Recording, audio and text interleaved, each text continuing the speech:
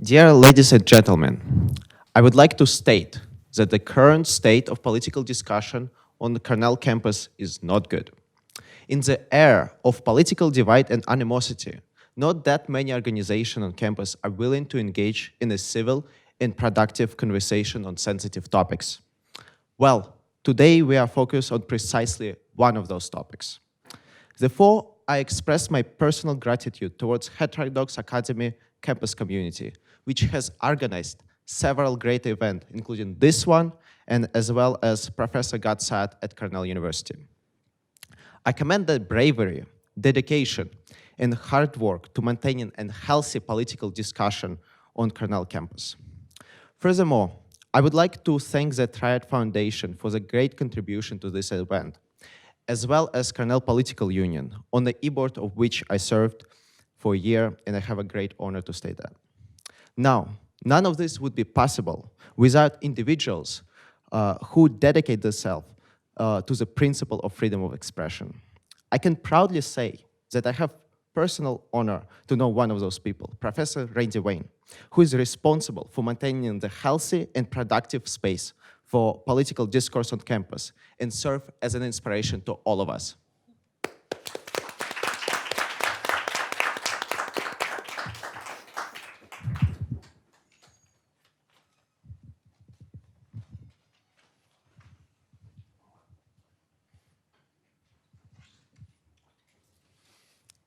I'll try not to be a crybaby here. At a university whose purpose is the search for truth, freedom of expression means the freedom to present arguments based on evidence with humility, charity, and authenticity. Good faith is palpable, free speech is ubiquitous, and trust prevails. At a postmodern university whose purpose is social justice activism, freedom of expression does not have the same meaning. Power becomes more important than truth. Trust is never established. Free speech is dumbed down to sloganeering, and civil truth-seeking intellectual discourse takes a backseat to propaganda. President Pollock's theme year for free expression has been dedicated to social justice rather than the search for truth. The encampment on the quad and locked doors at Day Hall demonstrate the level to which intellectual discourse has sunk. Civil and constructive disagreement based on mutual trust cannot exist in an atmosphere where the search for truth is the first casualty. At Cornell, whose purpose under President Pollock has become social justice activism, defending the search for truth has become peaceful protest. The members of the Heterodox Academy campus communities have been peacefully protesting throughout this year by hosting speakers who defend free speech, the search for truth, and who describe what is lost when free speech and the search for truth take a holiday. Today, you will hear what happened to Kathleen Stock and Rebecca Tuvel, two extraordinary philosophy professors who strayed from the thin woke line of social justice propaganda in their search for truth. C.S. Lewis wrote, "We all want progress, but progress means getting nearer to the place where you want to be. And if you have taken a wrong turning, then to go forward does not get you any nearer. If you are on the wrong road, progress means doing an about turn and walking back to the right road. And in that case, the man who turns back soonest is the most progressive man." Man meaning man and women. We must turn back from the postmodern ideology that objective truth is a hindrance to social justice and return to the idea that real social justice is based on knowing the truth, perfected as much as we can through free speech. With that, I would like to introduce Dame Kathleen Stock and offer, no? No. Oh. No, Kathleen Stock, an officer of the Order of the British Empire, got it right? Yeah. An author of Only Imagine, Fiction, Interpretation, and Imagination, as well as Material Girls, How Reality Matters for Feminism. And I just want to add for everything else, too. And Rhodes College professor Rebecca Tuvel, whose current book project is on the metaphysics and ethics of changing one's race. And Cornell Political Union member Kiara Aylett, who will demonstrate civil intellectual discourse as they discuss transgender politics and academic witch hunts. Thank you all for being here. I think I mic'd up. Thank you very much, Professor Wayne, for that fabulous introduction, and for Nikolai earlier for introducing the event. Good evening, ladies and gentlemen. It's a privilege to be with you tonight, and even more of a privilege to share the stage with Kathleen and Rebecca this evening. I want to kick off tonight for those who perhaps might not be familiar with their stories. Why, Kathleen and Rebecca, you are considered to be so controversial today. Kathleen, I don't know if you want to kick us off.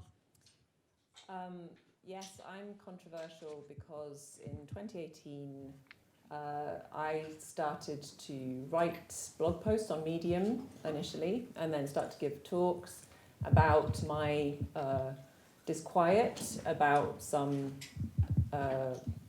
claims that were being made on behalf of the trans community and their impact on women and children primarily. So and it's important to get some context, I think, just quickly. So in the UK, we have two laws that protect gender reassignment from getting fired, from being aggressed, all the things you would expect and want. But there was a big kind of push that all the political parties were backing at the time to change that law to make it even more liberal, so that it was really identity that gave you the protections. Like basically, if a male person says I'm a woman, then they should have all the access to woman-owned spaces and resources and rights, simply on the basis of saying that and signing a bit of paper, no checks or balances, as it were. So that I was worried about. And I thought that had massive impacts on women, and that I thought philosophers should be talking about it. So I started to talk about it. It didn't go down very well.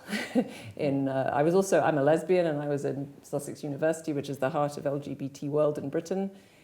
So I immediately faced kind of huge amounts of pushback from people in my own institution, from philosophers, especially in America, I have to say, writing blog posts about how it was like racism, it was like killing indigenous people, it was like, hyperbolic, histrionic analogies all the time. And I also faced some pushback from the general public. So I stuck it out for about 4 years. I could go through a big long list of the cancellations, deplatforms, open letters, protests, and attempts to basically shut me up. Basically, it's all to get me to shut up. And I didn't shut up, but eventually in 2021, if you fast forward past a lot of crap I had to deal with, there's a protest came to my campus that was much, much more aggressive than it had ever been before. A bunch of masked men basically said, we're not leaving until she's fired. There was posters all over campus with my name on them saying she's a transphobe, get her out. They had a manifesto where they called me all sorts of names. And then my union sided with them and said that the institution that Sussex was guilty of institutional transphobia for having ever had me there, basically. So at this point, I just thought, well, F this, basically, and I left. And I'm now not in academia anymore. I write a column for a publication called Unheard. I speak publicly. I co-direct a project called the Lesbian Project about the rights of lesbians. So I'm happy and fulfilled, but I'm not in academia anymore.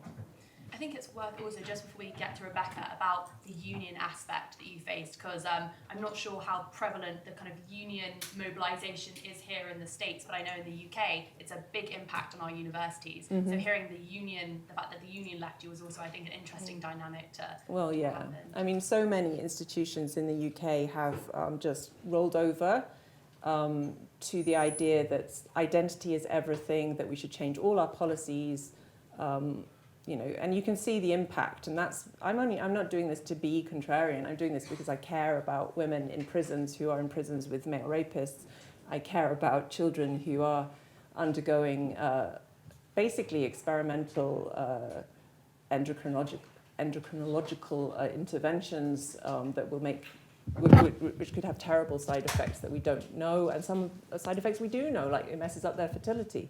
So I care about all that stuff, and I thought that it was absolutely astonishing, and I still do, that we can't talk about this properly in universities without facing enormous pushback of the kind that is even going on in this institution now. You know, there's a counter event, as I'm sure some of you know, where it's kind of been scheduled exactly now, so you have to go to this one or that one. You can't go to both. You can't listen to the arguments. And that's just a mild version of what's been going on, and Rebecca has her own stories. So, you know, this isn't just like a game we're playing. This has massive social implications across the world. What happens in America has an influence on the entire world, and the English-speaking world has an influence. So there's some really serious damage being caused by the fact that academics are so incapacitated in this area. Rebecca, I don't know if we want to go to your story now. Yes. So I'm nowhere near as controversial as Kathleen has been, thankfully. I don't know how you handle it, but if you're lucky. I was controversial because I was then an assistant professor of philosophy at Rhodes, where I'm still, so this is my 10th year at Rhodes, and I had published in 2017 an article entitled In Defense of Transracialism. That appeared in the top feminist philosophy journal, Hypatia, and I argued that considerations in rightful acceptance of transgender identity also extend to transracial identified individuals.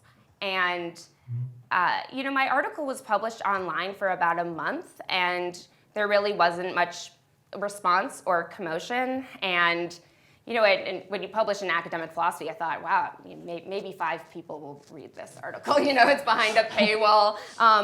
It was actually a graduate student in sociology who started like tweeting about my article based on the abstract. Actually, she had requested like a copy of it so she could read it. But that's what sparked the entire backlash. So basically some associate editors on the editorial board at Hypatia, mostly white women, and this graduate student was a black woman, felt like they had to respond to the upset and the calls for my article to be retracted. The chief editor at the journal stood behind me, but there was eventually an open letter of over 800 academics calling for my piece to be retracted on grounds of harm, and I can get into some of those details. In the end, my article was not retracted. The overarching publication company, Wiley Blackwell, undertook an investigation and said this article went through the normal steps of peer review and there's no reason to retract it. But I know that among certain folks in the feminist community, my article was enough to deem me, a problem and someone who should be ostracized. I will say though that there was massive backlash to the backlash in my case within philosophy. So I would venture that like over 90% of philosophers who I've met and spoken to, and maybe you could say there's a self-selection effect, but there are a lot of people who think I thought what happened to you was terrible, it should never happen, and I actually think that when you talk to a lot of people in the field, they feel the same way about you. It's just that people are very reluctant to come forward publicly to condemn these kinds of cancellations. One of the main criticisms of both of your views is that it is anti-trans. And I wanted to ask, to kind of front weight that and to bring it forward, to what degree is that a fair representation of your views and your academic research? Well, first of all, we think completely different things, like we disagree. So they need to make their mind up. It's not a fair representation of me or Rebecca, I'm absolutely positive. I mean, basically, the accusation of transphobia in this space is entirely dependent on whether you're accepting the things you're supposed to say or whether you have some quibble with them. And as soon as you have a problem, you are ipso facto transphobic, basically. You can't ask the questions. Even asking the questions is bad. So I think as a philosopher, you have to define things relatively tightly, and surely transphobia in its actual genuine state has to be some kind of fear or disgust, some kind of psychological state where you're really like, oh, I am uncomfortable with your gender nonconformity.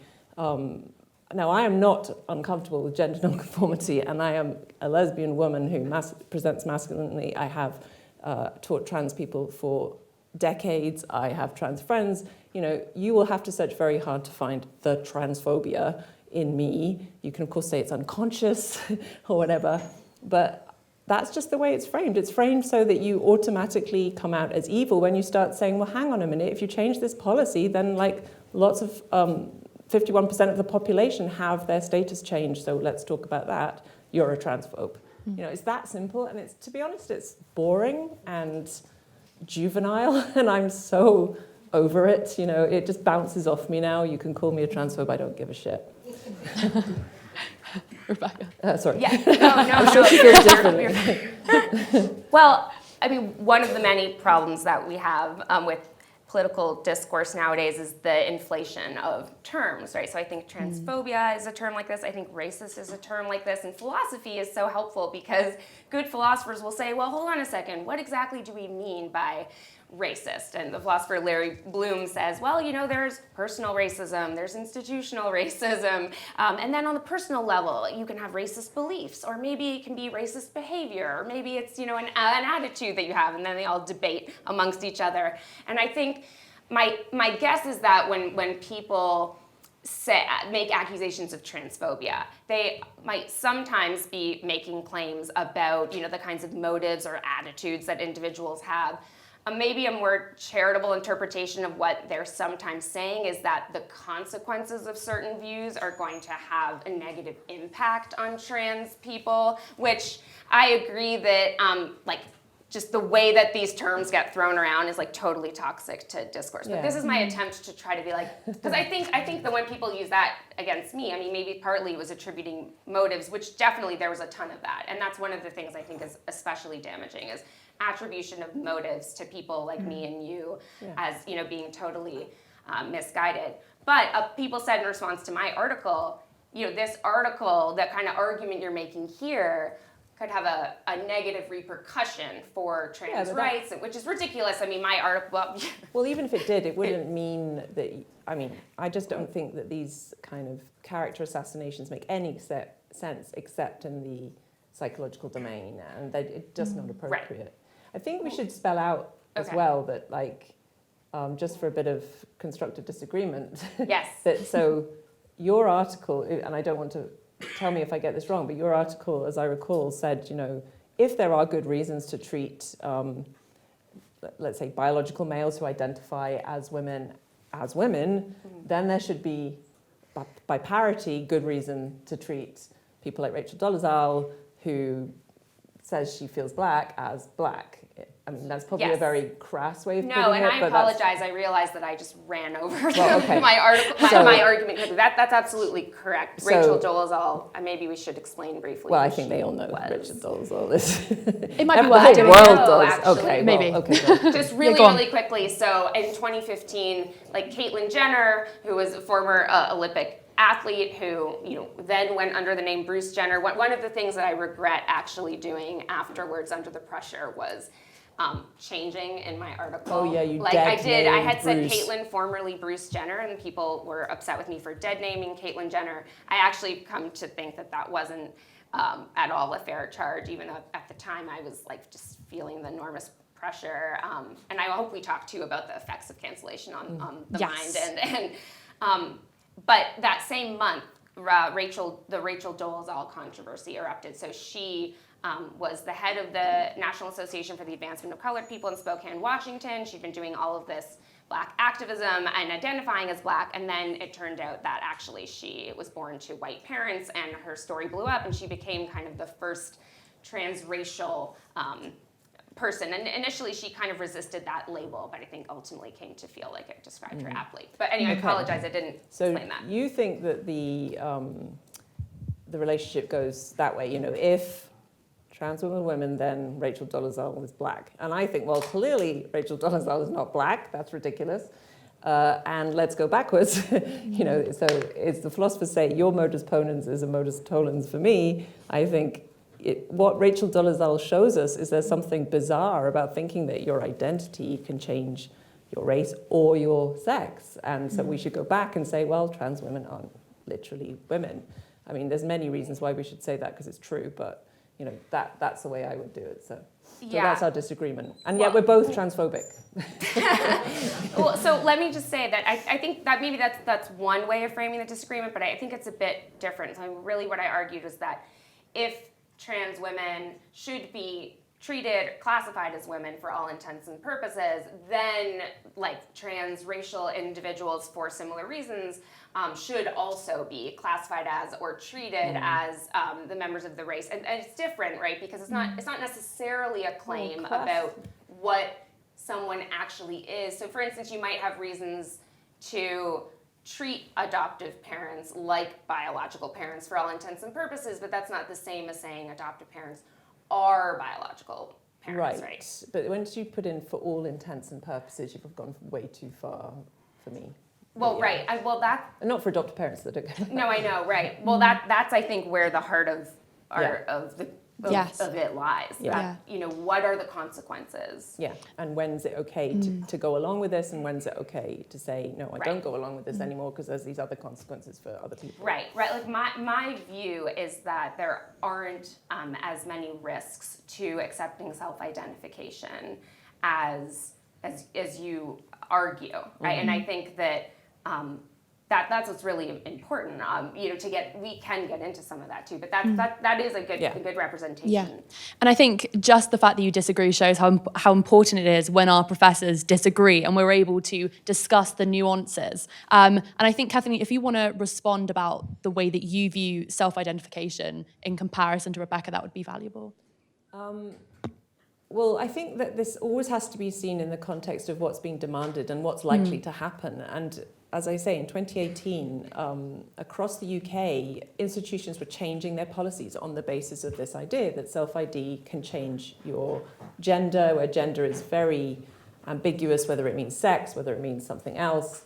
But either way, the effect was that rape crisis shelters were no longer able to say, no, this is a space for traumatized females who have been affected by males. And for years, feminists have fought to make a space where females can be without the presence of triggering males, since they have just come out of very abusive relationships. That all went. Domestic violence shelters became inclusive. Changing rooms became inclusive across the board.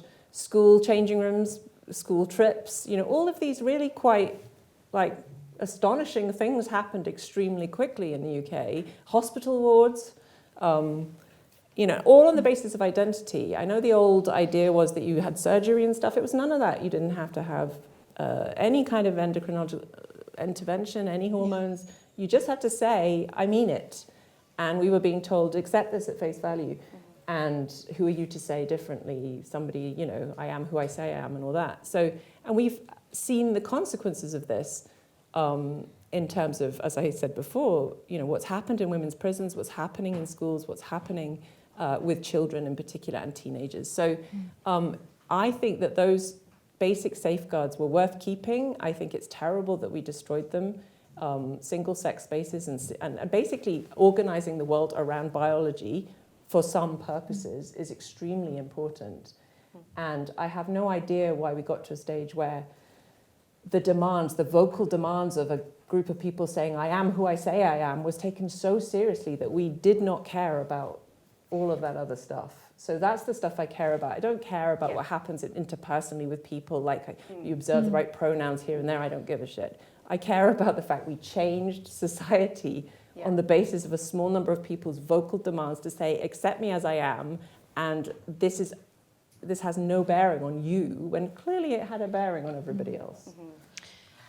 Oh, sorry. No, please. Okay, so yeah, I'd love to ask more about like the arguments related to the risks of self-identification in different spaces. So I agree with you that the risks are going to probably be different in different cases, and that, you know, sometimes I think gender critical feminists like yourself are mischaracterized as if you say, you know, that you think the same thing is true across the board, you know, whatever it is, if it's the bathrooms, changing rooms, sports, prisons, but it seems more nuanced than that at times. My question is, you know, is the real risk to say women in prisons from self-identification, or is it rather from sexual offenders or people who commit violence? So like this would apply to male guards. It would also apply to people who've been convicted of sexual violence. So there are some prisons where actually the men will be sorted on the basis of crime, apparently in the U.S. So that they'll like, okay, this, you don't get to be with these other prisoners because of the type of crime you committed. I wonder. So I mean, I think the objection to your view would be, well, you're focusing on the transness rather than the. I'm not. I'm focusing on the maleness.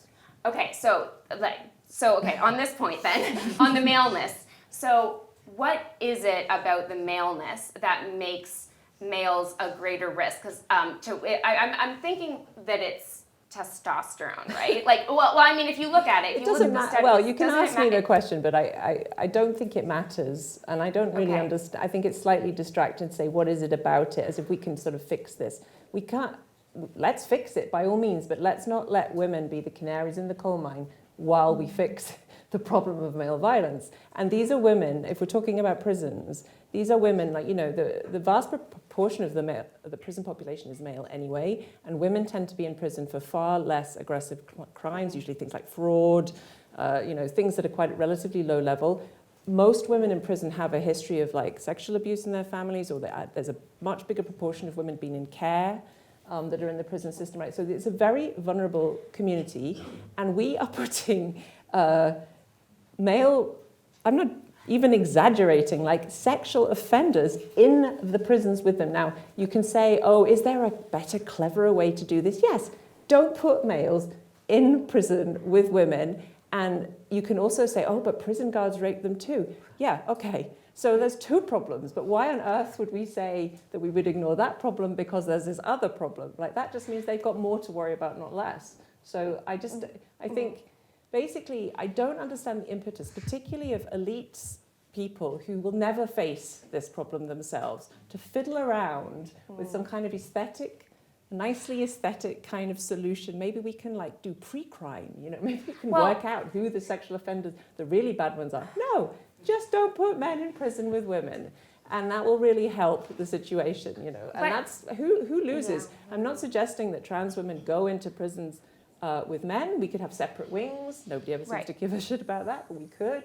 So, sorry. Sorry to sound vociferous, but... No, I think this is so helpful because... So I think actually that it really does matter what it is about maleness, because people will argue that, like, imagine like a fully medically transitioned trans woman who has feminized... Orange is the new black. That's what everybody thinks about, yeah. Well, but so the point is, I think, so for instance, if it turns out that the reason why males tend to aggress much more than females, and this is true in the animal kingdom too, is related to testosterone, then you could argue that these concerns won't apply to the trans women who don't have the same levels of testosterone.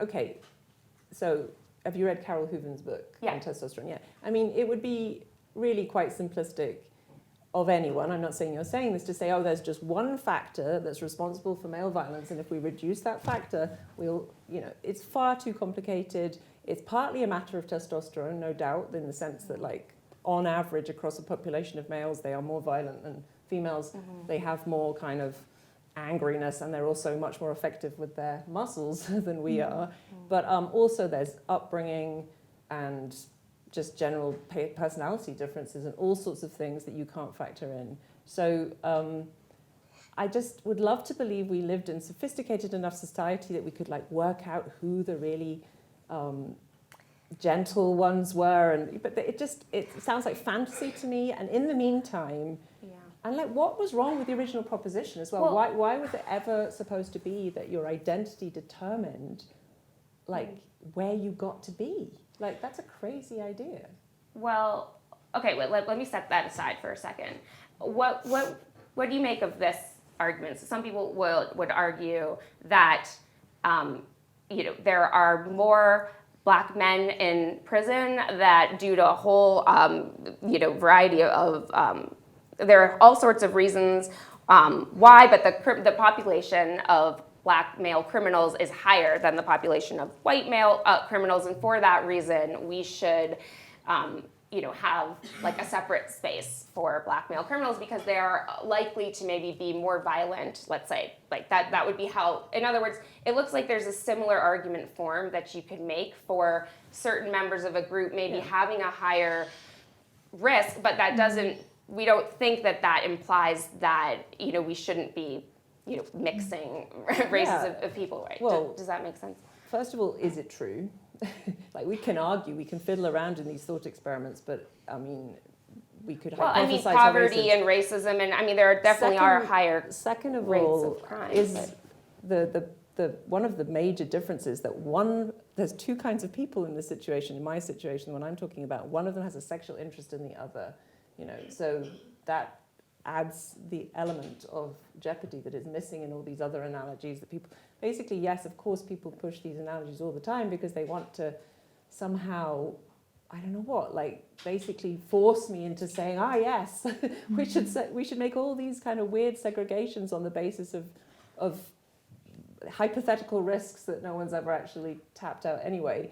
But there's a huge, the other underpinning assumption to that move is that this is all supposed to be kind of logical. Safeguards in our society emerge piecemeal where we can have them. Like, where are the easy wins?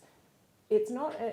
There's an easy win here. It's not responding to a massive social problem in the first place. It's safeguarding women who are vulnerable, as we've established, to all sorts of other threats and have had very difficult lives.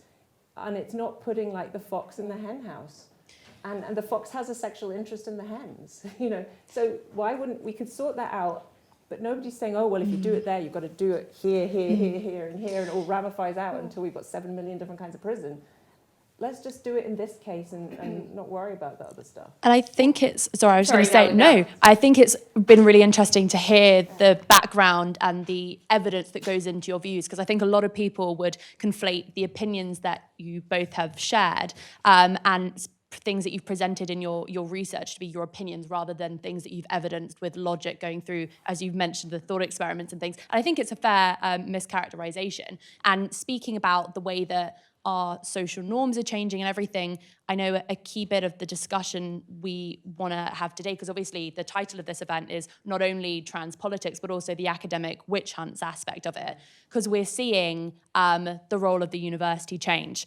And I wanted to ask you both, perhaps straying a little bit away from the issue itself, what is it like to be cancelled? What is that like? How does it feel? How does that change your life? Because it's fair to say that you were both in academia at one point. One of you still is, one not anymore. So perhaps you can tell us more about that. Well, it's very intense when it first happens to you. It's extremely surreal and kind of devastating on a number of levels initially, although you get used to it over time. And now I'm obviously hardened. But initially I was very upset that these philosophers were saying all these terrible things about me and hurt, because I had assumed that I was part of a community. And quite a few of these people were people I knew and I'd been at conferences with, and I was Facebook friends with them, and now they were denouncing me and saying all this stuff about me, and I was like, don't you know me? Yeah. Well, that was naive. But then I quickly realized it's a performance, and it's often a performance on behalf, for others. Like, I'm not with her. Look, I've signed this petition now, leave me alone, sort of thing. So quite often people are responding to pressure or perceived pressure from other people to denounce you. They wouldn't necessarily do it. And it was always kind of weird. I don't know if you felt this. I would meet people who'd signed open letters against me or written terrible things about me, and they'd be like, hi. Yeah. It's almost like they forgot. That's just all happening in this kind of weird histrionic realm. But day to day, people still talk to you or try to talk to you. So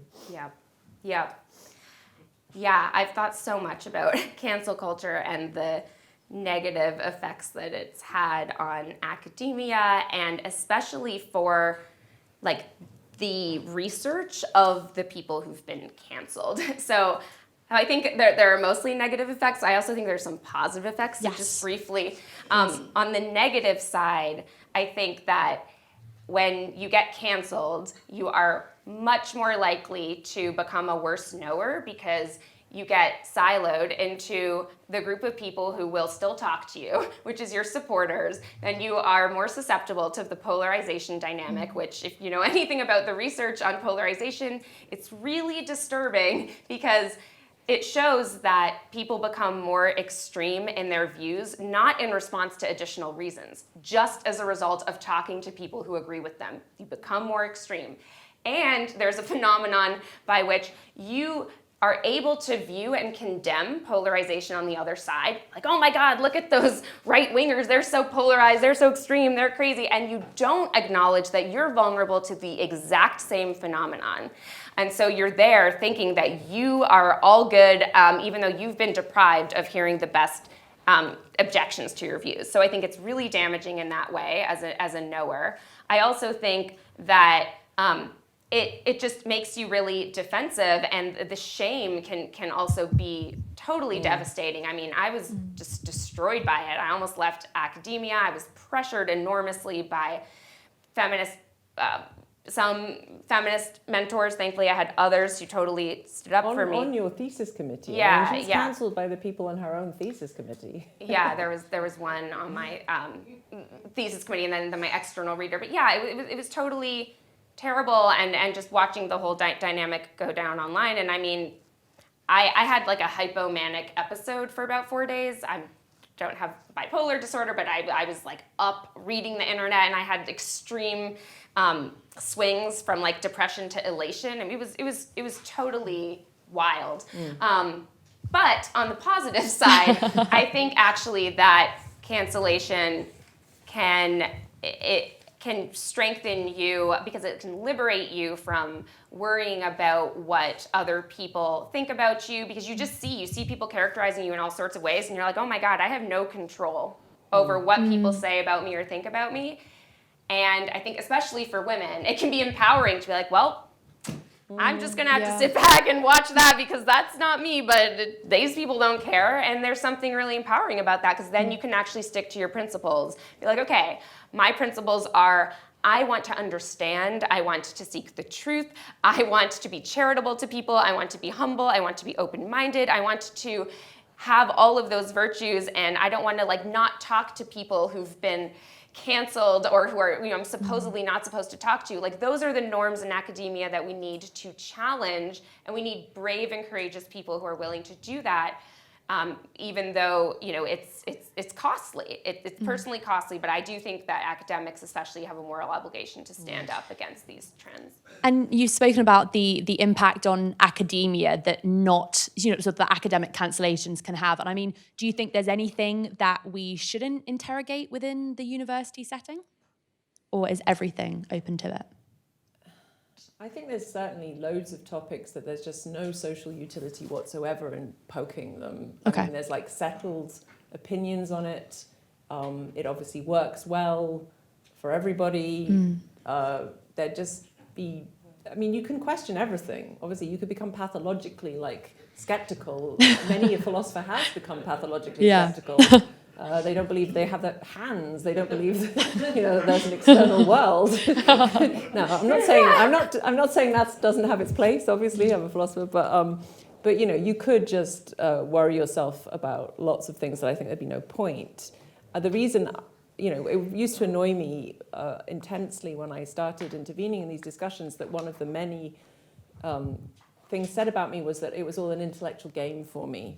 Like, I was just doing this for fun. Like, I sat in my bedroom, like, hypothesizing evilly like some Bond villain.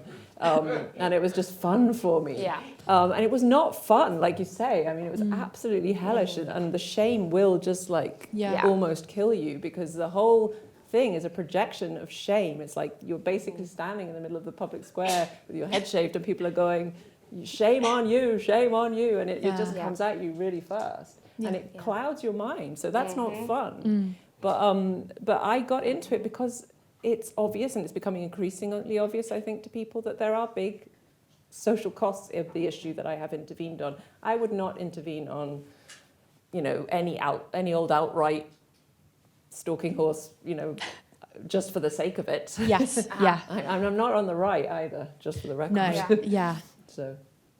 So I have a view of academia as the institution that seeks to understand, produce knowledge, produce truth. Like that is the primary goal of academia. And you could also have a goal of justice, but in order to get to justice, you need truth first. And that's what we do in academia. We make arguments, we have peer review. All the mechanisms here are to help us understand better. And I think for that reason that there's no view or topic that should ever be something you can't inquire about or something you can't research. I think that's really dangerous because it's literally part of what we're doing to figure out the truth, and you can't just block views on the basis of their perceived harm or danger, because part of the argument is that the view is dangerous or harmful. And what people are arguing about, like people will say, oh, Kathleen's views are so harmful or dangerous. But what you're disagreeing about is whose views are more harmful. Like you're saying, no, your views are more harmful. And they're saying, no, your views are. So if it's sort of, you end up taking a substantive position on what view is harmful when you say, you can't talk about that. So I'm definitely in favor of like robust academic freedom. People need to be able to research because it's part of what the institution of academia is doing. Yeah, and I think obviously both of the sort of the backlash that both of you faced, sort of pivoting a little bit to the role of the student within this, because we've spoken about academia more broadly and the field, but I want to quote a quote that you gave, Kathleen, to The Guardian in 2021, make sure I get this right. You said, the threats to academic freedom don't just come from China or millionaires trying to buy a library wing for your college. They also come from students whipping up a petition within seconds of you saying something and trying to get you fired. So I want to ask, how do we balance your right to academic freedom to the right of students to express their views? So I think that's the crucial question, which has worried me all along in this area. So I think the student protest is good, or at least not good, but we shouldn't stop it. I think I would be very against police interventions in the encampment here, for instance. I think, and I think the students have the right to protest me, and they have protested me.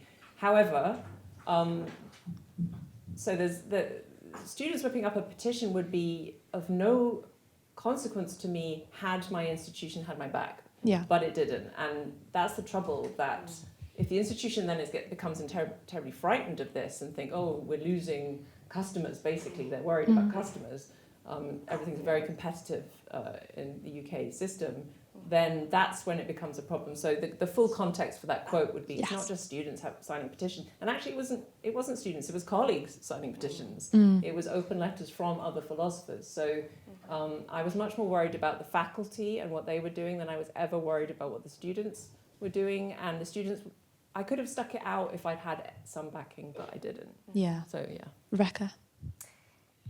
Yeah, I mean, in my experience at my own college, it's students have been very interested in discussing these issues and having controversial conversations. And I think the worst I've experienced is from, unfortunately, fellow faculty. I don't know if there's a kind of arrogance that happens when you're like, oh, now I'm a professor and I know all the things. It's like, no, like you need to be humble. You need to.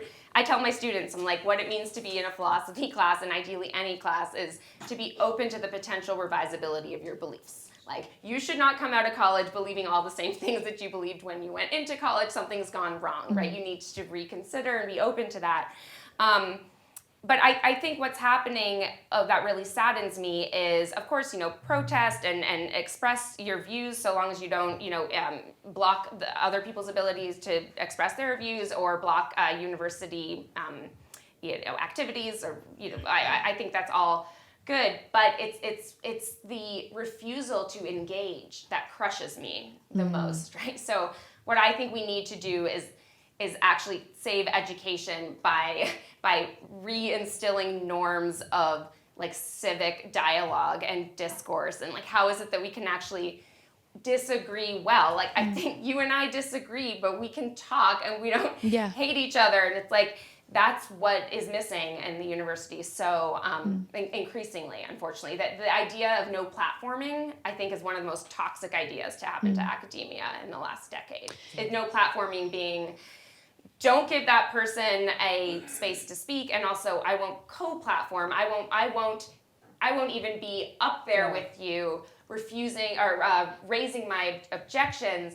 But you're an academic. Like we're I think that is the responsibility of academics. You're reminding me, Rebecca, of a time when I was asked to do an online symposium with some people who agreed with me and some people who disagreed with me. And the three philosophers who disagreed with me, I won't name their names, although I'd like to, but they complained that they had been non-consensually co-platformed with me on this online symposium. Wow. So the whole thing was taken down, basically. Yeah. And then it eventually went back up after I complained, but just only with the three people who agreed, the two people that agreed with me. So yeah, non-consensual. It's like, Gwyneth Paltrow and Chris Martin, did they... What?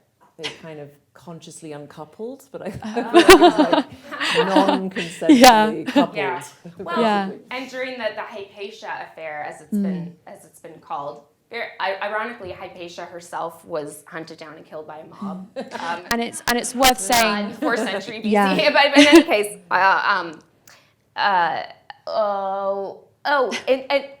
so one of the things that my feminist mentor Kelly Oliver said when all this was going on was, hey, why doesn't Hypatia host like a symposium of critical replies to Tuvel's article, And that was shut down so hard. It was like, oh my gosh, why would you even suggest that? That's just elevating this really harmful speech. It was like, something has really gone very wrong when, in response to a controversial journal article, a space which would have elevated the voices of my critics as well. It was considered just beyond the pale. Yeah, and I think it's worth saying that Hypatia is the journal that you published your article in. Yes. But it's a progressive feminist journal, if I'm not mistaken. Yes. And I think it's worth touching on the fact that I think both of your views are sometimes pigeonholed into sort of a right-wing aspect. I think some people often think and mischaracterize your views as right-wing, but actually, after doing your research, both of you are fairly progressive, feminist, left-leaning, perhaps thinking academics. I'm very suspicious of the word progressive these days because it's always being used in ways that appall me. Yeah. But I consider myself to be on the left. I do not consider the identitarian liberal left to really be that left, I'm afraid. I think it's like corporate friendly, it's got no economic analysis, it's not interested in class at all, and yet these are ideas that harm the working class disproportionately. All of that stuff, I think, is true. Yeah, I mean, there's been like a total like reordering of the political landscape. Like free speech used to be a thing on the left. It's like protests at Berkeley, and it's interesting now that it's kind of coming back, and you hear more people on the left in the context of the protests against what's happening in Israel and Gaza. But the left kind of abandoned free speech. It felt like when it came to these kinds of controversies, and so then there are a lot of leftists who are like, well, wait, I support academic freedom. I'm not in favor of a lot of what's happening culturally on the left, but I'm still someone who identifies as politically on the left. And I think that's why you see a lot of people who, I think it was Coleman Hughes who said he's like politically homeless or something, or centrist, or people who are like, I don't fucking know if I'm on the left or right anymore. So I'm just like, maybe the language isn't helpful because it's been so, it's just been so like kind of confused. Yeah, and that was going to be exactly my question, because I think that actually this issue seems to be slightly polarizing for the left, if we want to call it that, because often you see discussions, take in America, for example, the Republican Party look at foreign policy, they're sort of split sometimes between hawkish foreign intervention and isolationist, and kind of having this discussion has made me reflect on the idea that actually, as you've just said, some people now find themselves politically homeless over this academic freedom, trans politics issues. So I was interested in your perspective on how that's impacting the left side of politics, which you've kind of explained a little bit. Yeah, I mean, I just think and we are seeing this a bit in the UK because the sort of general literacy about these issues has got a lot higher than it used to be. Because, part of the thing about LGBT activism is nobody can understand what the hell anyone's talking about because the terminology is so arcane and it changes all the time, and it's, you know, got all this complex terminology, like things are being assigned at birth, and it sounds like real, you know. Yeah. So people are confused, but now they're getting clearer about this, and it's just an open goal for the right to take, because there's no way in hell that the people generally will not end up being absolutely furious about the things that are happening in the name of trans rights, you know, and they will not all be frothing Christian nationalists. They will be ordinary working class people on the left and the right and the middle. They will all be shocked when they finally hear about what's been going down. Yeah. So why the left have just abandoned the field and left this open to the right to take the win, I don't know, but we need to take it back. We basically, people in universities need to take it back. We can have these conversations if we are brave. Yeah. And I think, no, please. No, you. I was going to say, and I think we can have this discussion, we could go on for hours about this, and I think that also the idea of the university, I want to make sure that everyone knows we're hopefully going to go to Q&A in a second, but one last question is just about, if I was to give you both keys to my time machine and you were going to be able to travel forward to 2050, what would the state of the university look like? Where would we, I'm sorry, I know, what would academic freedom look like? What would it sound like? What would freedom of speech sound like? Because I think the conversations we're having obviously now are about where we are currently, and I'm interested to know your perspective on what the future looks I'll go first like. because I'm not in a university anymore. That's true. I'm afraid I am a bit depressed about the state of universities generally. This is a great kind of event, but this kind of event is extremely rare, and it's taken courage even to get to this point. And you're all actually quite brave even to be here. So I think that we've got ideologues in the system. They are being rewarded by the system. It's become part of your professional development to demonstrate your allegiance to certain kind of quite narrow ideas. And people that are now inculcated into these ideas will then get in, you know, they will start getting jobs in universities. People who disagree will not get jobs in universities. So the whole thing's going to become more and more and more narrow and more polarized. And then for a while I was associated with the University of Austin, this new university, and I think that's a great initiative. But ultimately we don't want, I don't think, you know, the odd institution here and there that's really keen on free speech whilst everybody else is just stuck kind of terrified to say anything out of turn. I think every university should have this mission. Yeah. So, and I just don't see that happening, I'm afraid. Yeah. I see things getting worse rather than better, but maybe I'm wrong. I mean, universities are at such an interesting moment right now where they're really grappling with coming up with their free expression policies and the fact that there has been at conflict. Unfortunately, I would say it's often been a perceived conflict, not an between like the values of inclusiveness and equity and diversity versus academic freedom. So over the past 10 years, I think people have misguidedly treated arguments from people or positions they disagree with as if that's tantamount to not being inclusive or and so they've wanted to kind of suppress speech on that basis, and it's not even always overt suppression. It's like students who are just terrified of even saying something that they don't believe or that might get them in trouble, let alone even having the courage to believe something that might get them in trouble. But my own college, Rhodes College, is dealing with this now, as is I think so many places where it's like, okay, we have to come up with a kind of policy, and I think universities have to decide like what it is that they're primarily going to value, right? That, I mean, you can have the values of diversity, equity, and inclusion, but first and foremost, the university has to be the place where truth-seeking and knowledge and understanding are protected, which requires like robust norms of academic freedom. I can't predict the future. I tend to be pretty pessimistic. I'm pretty scared about what's happening, and yet at the same time, there are so many people now who are worried about this problem, and I think the way to get out of the polarization dynamic, this is not my idea, is one of my favorite political philosophers, Rob Talisse, writes about this, totally brilliant, and he says like what we need to do first and foremost is first start by acknowledging your own vulnerability to the dynamic, realize that the way you characterize the right is just as like misguided as the way the right mischaracterizes you, that a lot of people have no idea what people actually believe, and that studies have shown that too, that they misrepresent like crazy. And I think this kind of discombobulation is sort of forcing people together who previously weren't really allies before, kind of like, oh, you also don't like what's happening to people like Stock and Tuvel? Maybe we have more in common than I thought. And Talise thinks that what we really need to do to save democracy is have more non-political interactions that have nothing to do with politics and developing civic friendship. Like, what happened to just viewing those you disagree with as just people that maybe you disagree with about politics, who knows, but like, let's go to trivia night or something. And that kind of thing, you know, I don't know, that's not the only positive recommendation, but it's basically like salvaging this. And I do feel like- they're academics, they kind of hate each other.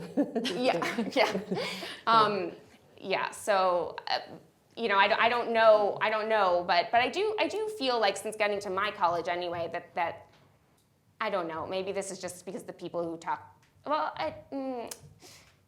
I can't tell if things are getting better. I don't know. I don't know. I'm not a psychic. No, I can't What do ask you think? Don't ask me. I think, you know, it's so interesting to hear both of your perspectives, because the last one you bring up, Rebecca, about democracy is something that, as a student, I feel particularly concerned about, because when the critical thinking aspect is taken out of universities, I think we become susceptible to something. We no longer have the ability to question what we're being told. We'll just believe it and run with it. And I do think that, makes you susceptible to certain political leanings, possibly, democracy is important, I think, is the thing to say on that. But obviously this gives us such a lovely chance to get people to hear your views on certain questions. And hopefully we have lots of questions and have left enough time for Q&A. So if anyone does have any questions, this is the time to ask. I can see one straight at the back. Let's try and get a microphone to you. Do you want to take this one? Yeah.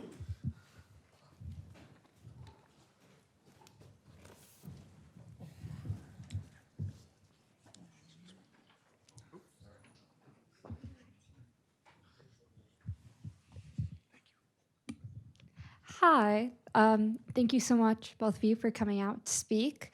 My question is primarily for, I guess, former Professor Stock. Do you I don't, just Kathleen's fine. Kathleen, okay.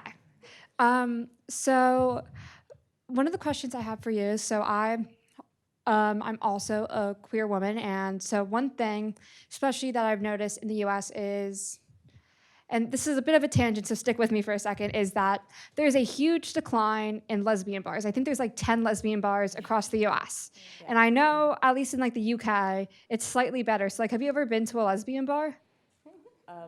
I've been to a lesbian bar, yes. But they're not really lesbian bars anymore because they are inclusive. That's my position on that. But anyway, you go. So I guess my question is like, so you kind of answered it with the fact that it's not really a lesbian bar anymore because it is inclusive. But what is kind of, I guess, to reframe my question, out of curiosity, why did you make the point when you were speaking to mention the fact that you were a lesbian and then go on to talk about how we are in a time where self-identification is taking too much precedent? Yeah. Why did you feel the need then to self-identify? Oh, okay, right. Well, I think the fact is that I'm a same-sex attracted female, and even if I didn't identify that way, and for years I didn't, I would have still been a same-sex attracted female. So I don't think the identity is the thing that made that true. And I know this because there are plenty of males these days that say that they're lesbians too, and I don't think they're lesbians. So I just don't think these categories should or do in any coherent way get defined by how you feel. And there are men who feel like lesbians, they're not lesbians, I'm sorry. So another thing I do is I run this thing, co-direct this thing called the Lesbian Project, where basically we're trying to restore the rights of lesbians to have their own spaces, have their own bars, have their own nights where there's just exclusively same-sex attracted females there. On dating apps, we would like to see it possible so that you go on a dating app and if you check the box that says you're only interested in females, that's all you get, whereas that is not what is happening at the moment. So the queer framing and the LGBT queer women thing, to me, that has replaced clear language for differentiating between the orientations. And I think lesbians have rights. Gay men, the same things apply to gay men. You know, trans men may say that they're gay men, but they're not. And the whole point about being a lesbian is you're not interested in someone with a penis. Can I jump in on your question, which I think is a really interesting question? So I wonder, so I take it like the force of this question is that maybe sexual orientation actually is best explained in terms of a kind of inner feeling. So like when I'm attracted to someone, there's no evidence about that aside from asking like, who do you want to sleep with or whatever, right? And the same thing might be true for trans people. They'll say, it's like, there's no evidence other than what it is I tell you about my inner experience. So I take it that, you know, this self-ID question maybe could be like, why is it so different in kind? It's an epistemological question, if the way you put it that way.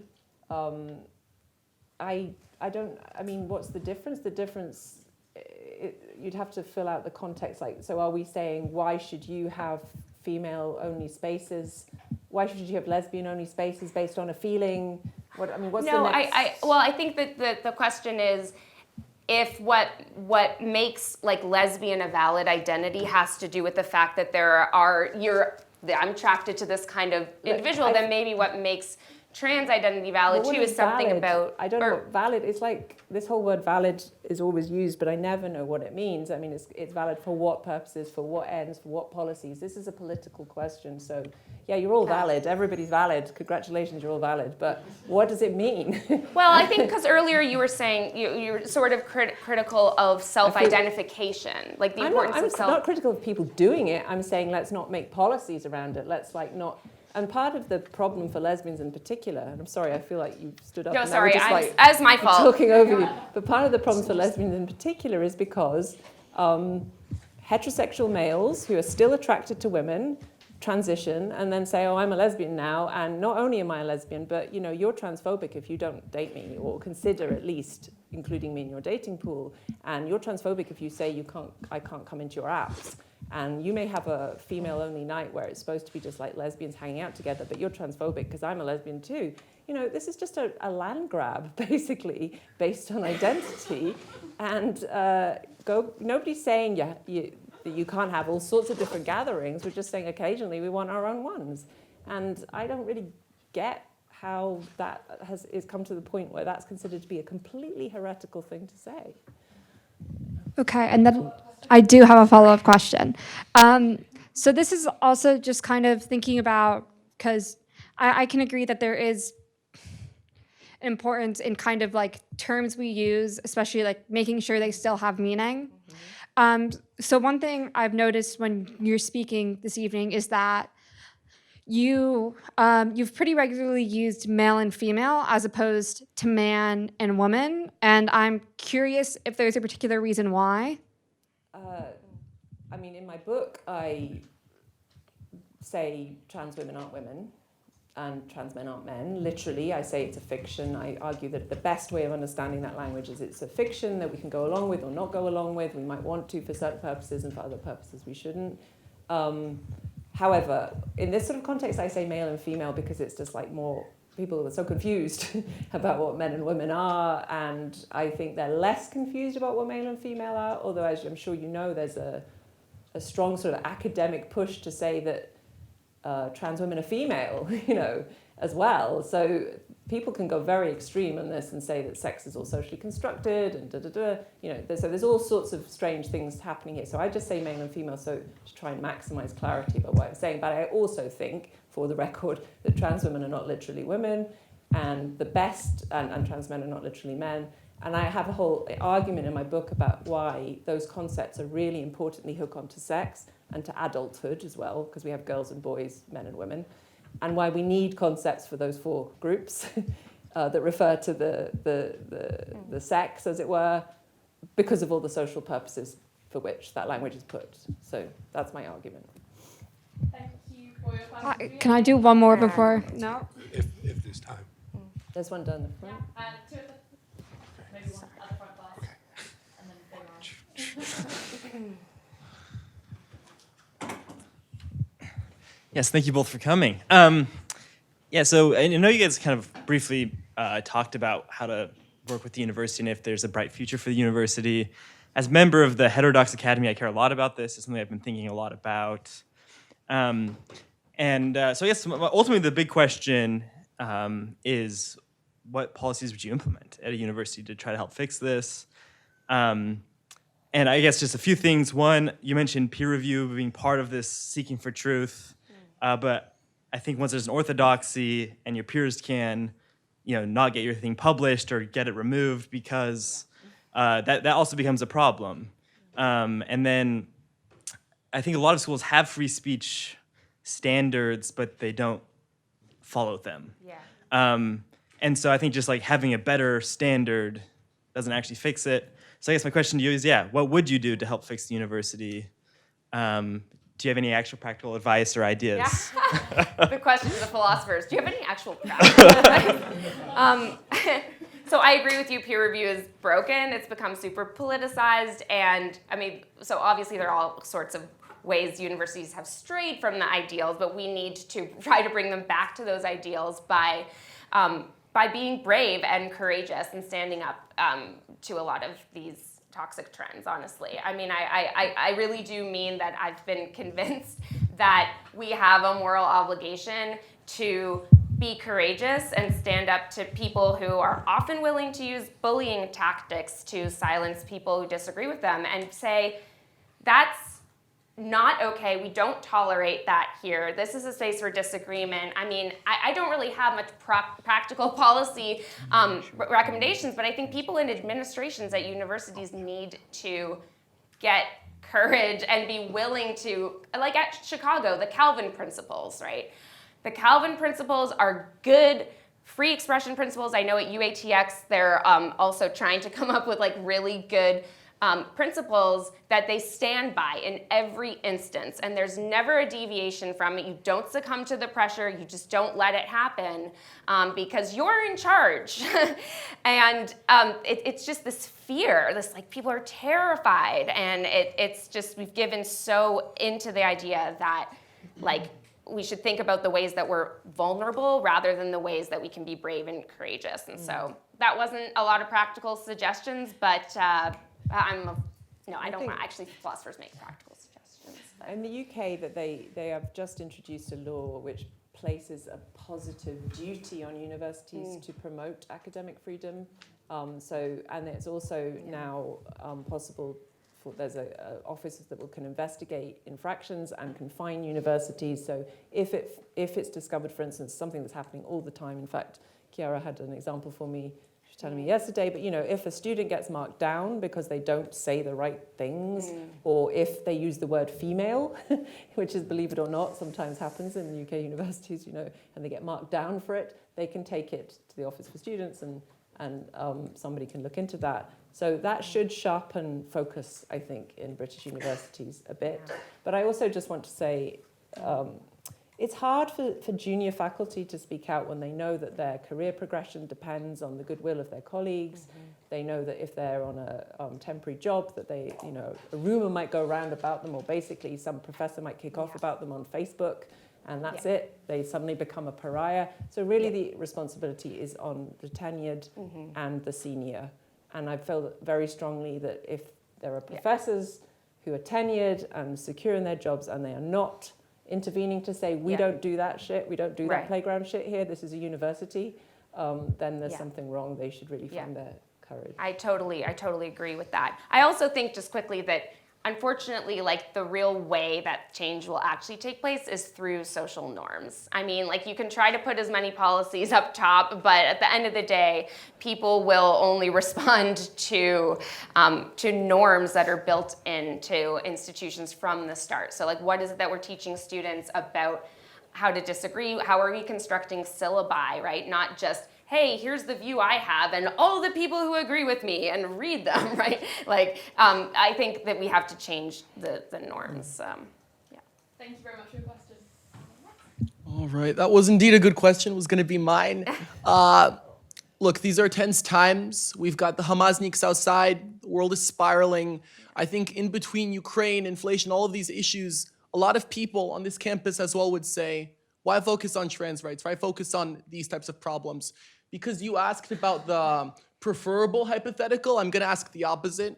What is your, so to say, hell on earth? What is the worst possible thing that could happen if these policies continue? Essentially, I'm asking, why do you find this topic to be so important that you're discussing That's a it good right now? question. Well, I mean, there are, obviously it's not the only terrible thing that's happening, and there are much worse things happening, but the reason that I intervened in this initially is because I thought I could make a difference.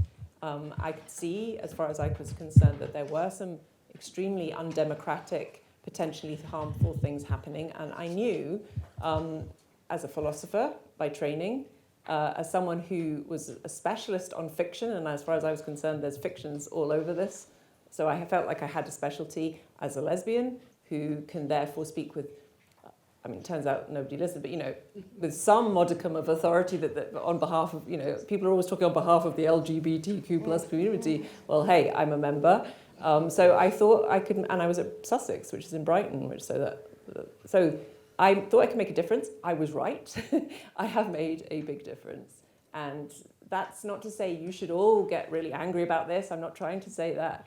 I'm just, I guess we're arguing for the kind of moderate, like, just let us do our thing, like, because there's people that really want to stop us. So that's more, I'm not saying everybody should be up in arms about this issue rather than Ukraine or rather than Hamas. You will all have your own psychology and your own kind of things that speak to you and things that don't. This spoke to me, and lots of people tried to stop me talking about it, and that's a problem for a university. Yeah.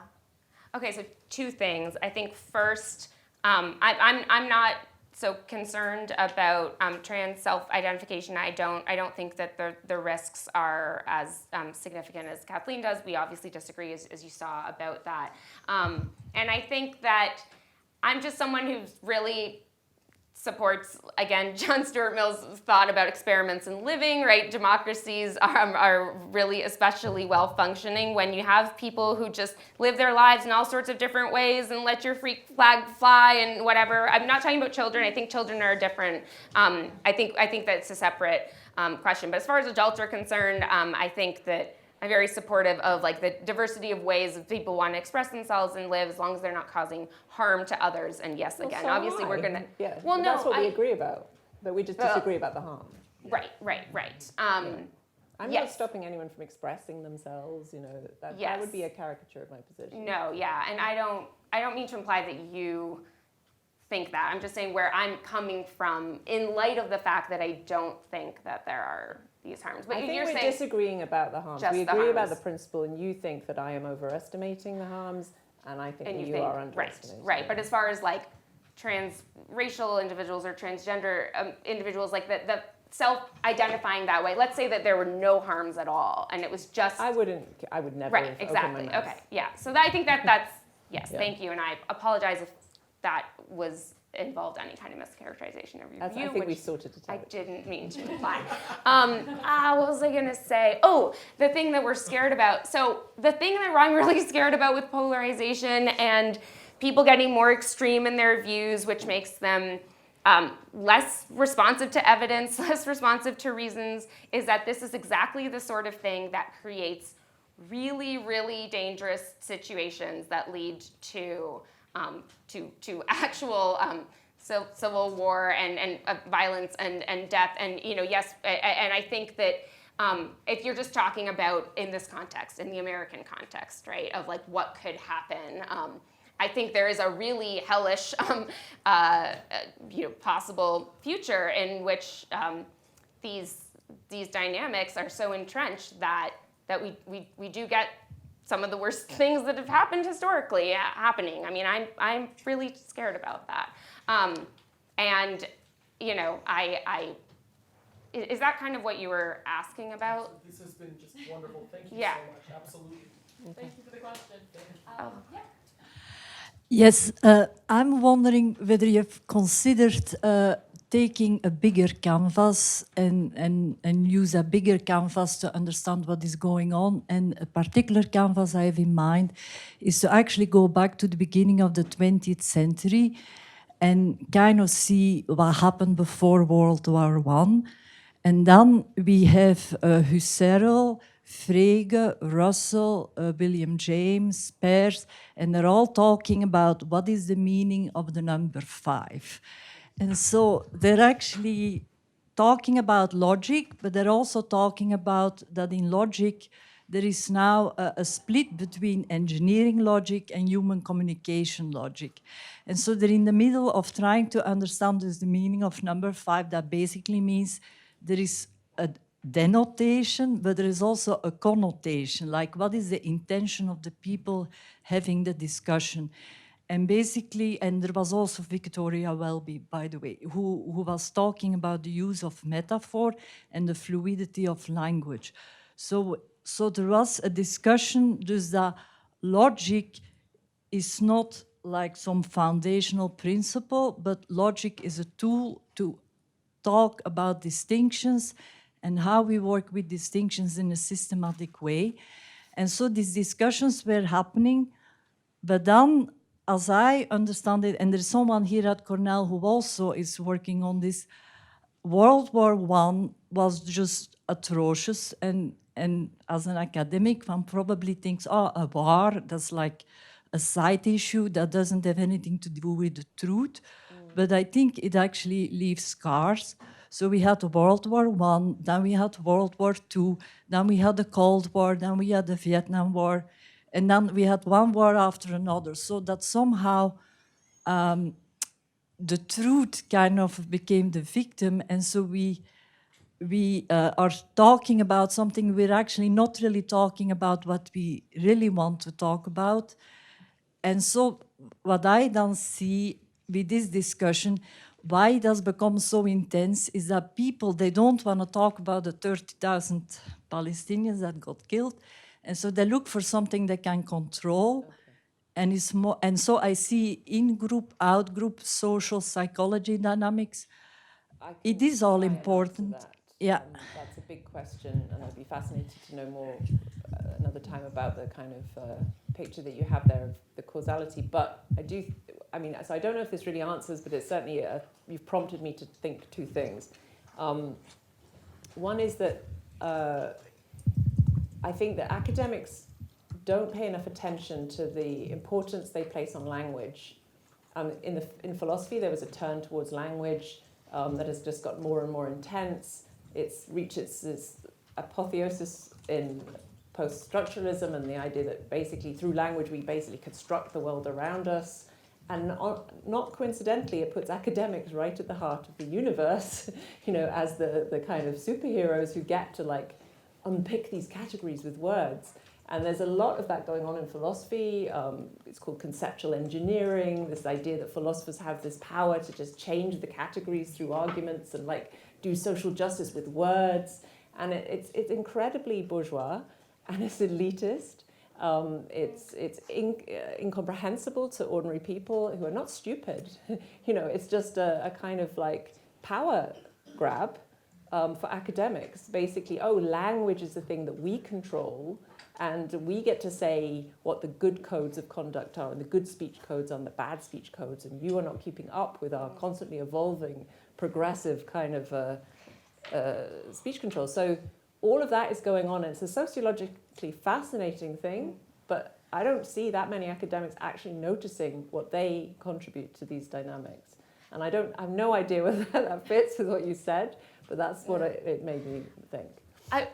I think too, though, that like some of the philosophers who are like arguing for an expanded definition of woman, for instance, will argue that they're actually trying to provide a definition that tracks how people in the world are using the term, so that not everybody, right? But and so it's not just academic communities. I mean, if you talk to most any student on college campuses nowadays, even before they come to university, they will have already often employed trans-inclusive language as a result of the fact that this has spread already beyond the academy. Yeah, so it's a socioeconomic demographic. I mean, it's like... Well, it's a privileged children demographic. Of university-educated Yes. people, and Yes. there's a kind of, Yes.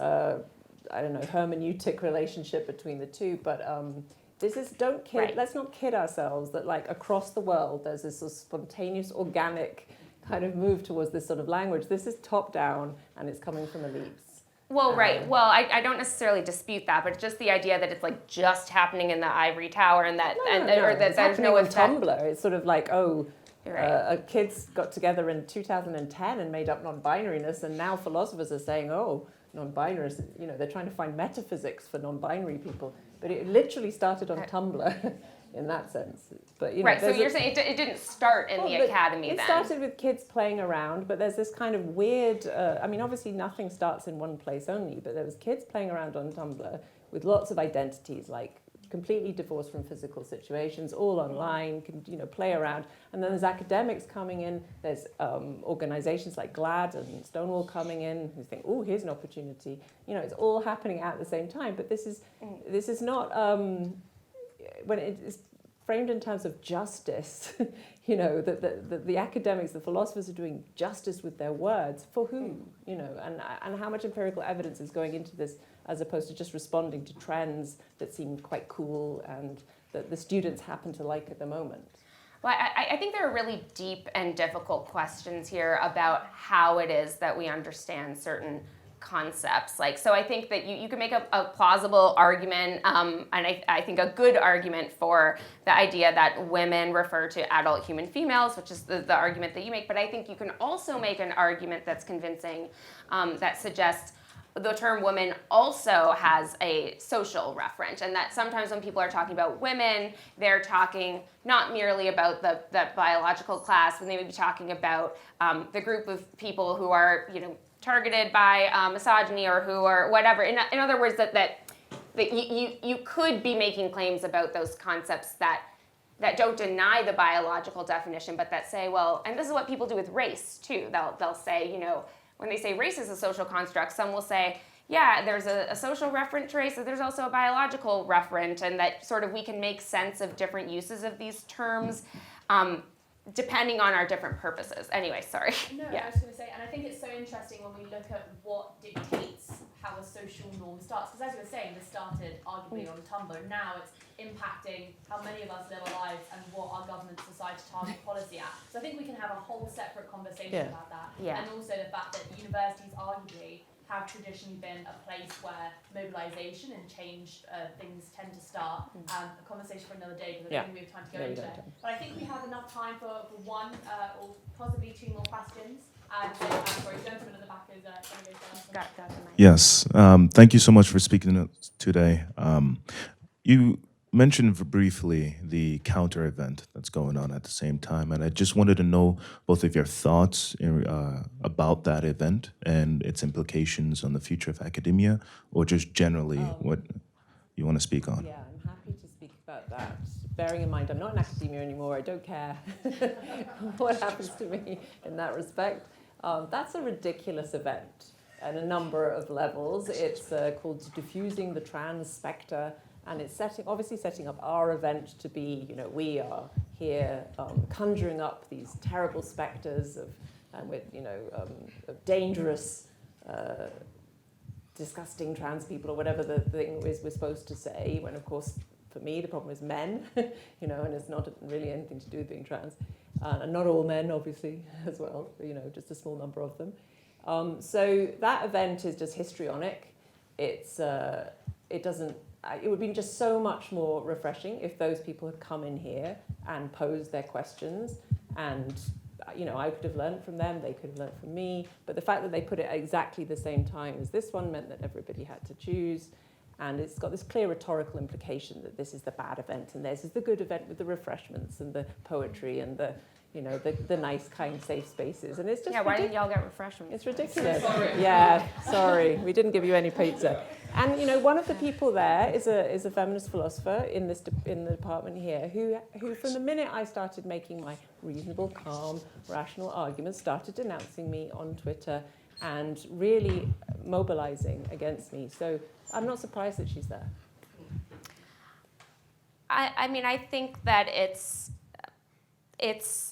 unfortunately symptomatic of all of the problems we've been discussing. I think that you in particular have been painted as someone who's so dangerous and so harmful that even deigning to have a conversation with you is participating in harm. I think that's so dangerous. Like I think we need to be charitable first and foremost. Like people impugned really bad motives to me like they did to you. I don't do that with people. I don't be like, oh, I know what your motives are in talking about this. I don't know, and actually you've told me what they are, so I'm just gonna assume that's true unless I have like really strong countervailing evidence to think otherwise. Like, and I do regret that we couldn't actually have a real showcasing of dialogue and disagreement, which is what, again, I think is so needed. So I think it's just symptomatic of the problem and regrettable. I want to talk to people. I want people to be able to talk to each other and again, be courageous, even if there's fears related to it. It's like, okay, I'm gonna talk to you. Face to face, people are so different, like you were saying at the start. I mean, people who signed the open letter who I had hung out with, and I just never would have acted that way in person. They don't. Yeah. Last question for the evening. Well, as an average person that is not stupid, which I don't think I am, maybe after this question you'll think I am, but first of all, Rebecca, I hope that you succeed and don't get kicked out of your university, because you're exactly what universities need, your type of an attitude of inclusiveness, open-mindedness, and willing to engage in debate. And so I applaud you for that, because that's also rare in academia these days.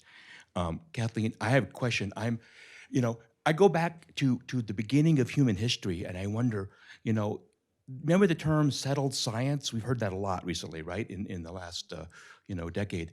It seemed like it was settled science except for the last 5 seconds of humanity, that there were males and females, that they were genetic and biological certainties. And so why are we now sort of changing this whole thing on some metaphysical, I feel this or I am that? What's behind that, you think? Because as a rational person, I don't understand how we even got here and why we are here. I can't give a quick answer to that, and that's partly what I'm saying, that universities have failed in many directions, and one of them is in analysing this phenomenon properly, like where did it come from, how has this happened, and there's obviously a number of factors. One is the things I've talked about, like the social trends, the internet spread these ideas very fast. Academia, because you're interested in academia, I take it, their role was to basically come in and provide, I'm sorry, but really bad bullshit arguments that wouldn't stand up 2 seconds if people were applying their normal, philosophers are hard as nails and really clever people, and they really do not put up with bad arguments very often, except in this area where everyone just backs off and acts like they've had a lobotomy. They really do just like go, oh, okay. And then there was also a lot of continental philosophy, which a lot of post-structuralism is really good. So I'm not like bashing post-structuralism, but there's some really bad post-structuralism that came in and became very trendy in other departments like gender studies and English. Ideas of people like Judith Butler, who's not a great philosopher, and she doesn't think I'm a great philosopher either, because she's just criticized me in her latest book, but it's mutual. I think she's a terrible philosopher, and she's had this enormous influence on academic departments. They just take it as read that if Butler said it, it must be true. So all of that has muddied the waters about whether sex is socially constructed, whether it's binary, whether intersex people show anything about trans people. 2 different categories, one would think. All of this has become extremely confused, and people are left wanting to do the right thing and be kind and be nice and be inclusive, so they just go for the path of least resistance, which is to go, okay, I'm just going to not say anything. Well, so I think this is a great question. I think things are a bit more complicated maybe than I take that back. Let me say this. I think that my efforts to give the most charitable interpretation of what's going on when it comes to understanding sex and male and female in these different ways is that yes, there is a very very defensible biological understanding of sex that comes down to the role that your body is set up to play in reproduction. This applies across the animal kingdom. It's like biologically robust. Like, don't start saying that that doesn't exist or that there aren't two sexes. Like, that is a road that you should not go down. However, when it comes to social interests in sex, I think some people will say, well, we're interested in a lot of different aspects of sex embodiment. So for instance, think of a trans woman who has medically transitioned fully, such that, you know, she has breasts and a vagina. She takes feminizing hormones that she will say, wow, once I started taking feminizing hormones, let me tell you, things changed. Like, I took them and I became, you know, more feminine. Now we can get into all kinds of questions about the biology and the social, but in other words, to me, those things don't seem totally crazy. Like, in other words, there are aspects of sex embodiment there that medical technology has enabled us to act on that actually make things a little more complicated than just, well, you know, you don't have the kind of body set up to produce this particular kind of gamete. I could go on forever. I know, I'm and sure we you're would argue about that, but I won't. I'll just. If there's one point that you'd like to leave the audience with tonight, just before we end. Oh gosh, I know you go I hate first, to Rebecca. Summarize everything in one point. Oh, I mean, thank you. I'm so glad to have been invited to this. I think these conversations are completely vital, and many thanks to everyone for showing up. It is a bad sign of the times that even coming to an event can get you in trouble with friends. It's like, I just want to listen. It's like, oh. So yeah, that's not great. Yeah, Thank you. I'm very happy to be here, very heartened by the organization of the event and the fact that so many people turned up, and I'm really happy that we had this discussion. I think Rebecca's totally wrong about lots of things. And yet we'll have a drink and exactly. Yeah, exactly. Well, everybody, thank you so much for joining us, and please can we thank That's okay.